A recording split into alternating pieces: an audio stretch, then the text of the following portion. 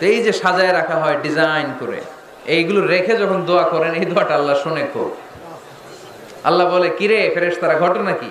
এত খাবার কেন? আল্লাহ রোজা রাখছে। কি চায়? আল্লাহ ক্ষমা চায়। তো খায় না যে তৃষ্ণার, তো আল্লাহ আপনার ভয়।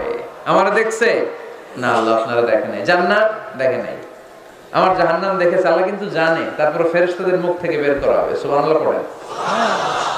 আমার জাহান্নাম দেখেছি কিনা বলো। ফেরেশতারা বলে, না জাহান্নাম দেখে নাই।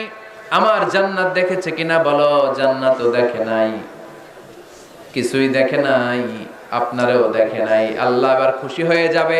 আমার খুশির জন্য, আমার ভয়ে তৃষ্ণার্ত ক্ষুধার্ত সামনে খাবার হাত বাড়ালেই খেতে পারে, গ্লাসটা তুললেই পান করতে পারে, আমার ভয়ে খায় না। আমার ক্ষমা চায়, আমার কাছে ক্ষমা প্রার্থনা করে। এখন আমার বান্দা